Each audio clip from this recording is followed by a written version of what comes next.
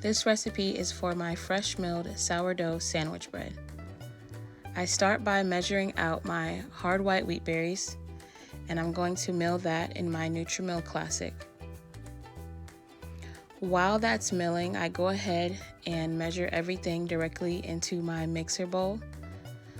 My starter is 100% hydration, so that means it's equal weight flour and water. My starter is not made with fresh milled flour, it is made with white flour. And also, this starter had been in the refrigerator for a good 3 weeks, so it had not been recently fed, but I'm not picky when it comes to my starter. I use it whenever I need to, and I've never had an issue with that.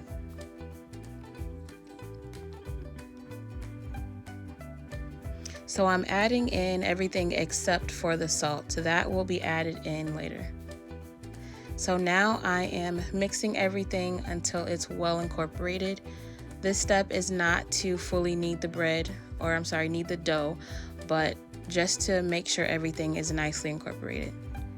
After everything comes together, I go ahead and cover it and let it rest for 15 to 20 minutes. While it's resting, I measure out my salt.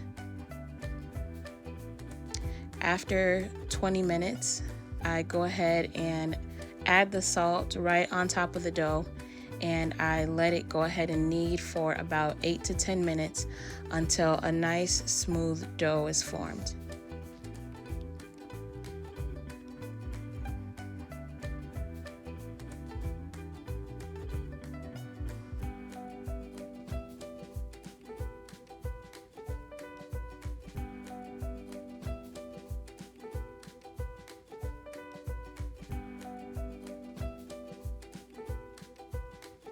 After it's done kneading, I go ahead and scrape my dough out of my mixer bowl.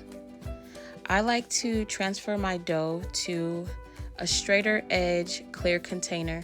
That way I can see once my dough has doubled. I'm spraying my container with avocado oil spray, and I like to shape mine into a neat ball. This step is not 100% necessary, but I just like for my dough to look nice and neat. When I put my dough into my container, I like to try to flatten it out. That way I can have a nice clear line where the dough is. That makes it a lot easier to know when it has doubled in size. After my dough has doubled in size, I take it out of the container, and I like to weigh my dough so that I can have 2 equal size loaves of bread. I like them to just be uniform, but it is not necessary. You can eyeball it and still have wonderful bread.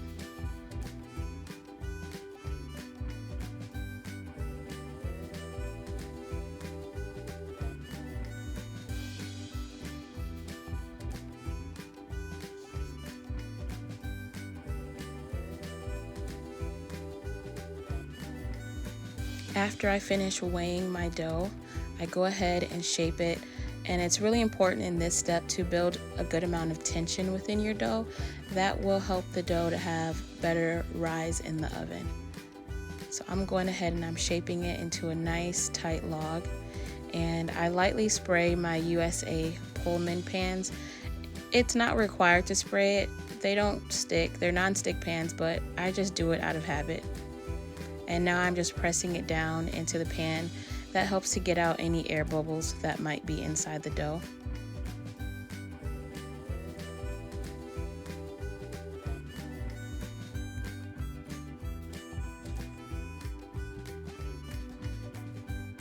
Once I get these nicely shaped, I like to cover my pans with a shower cap.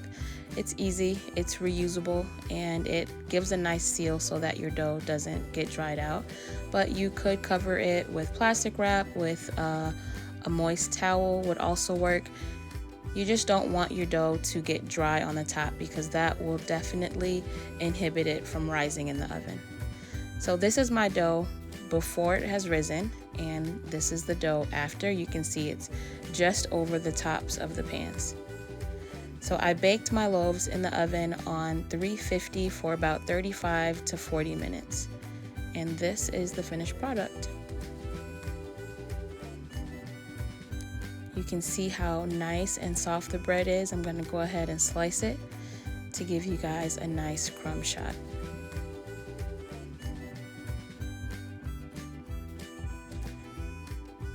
This bread is super soft, very delicious. You will not be disappointed. The full recipe is in the comments below. I'm sorry, in the description below. Thank you.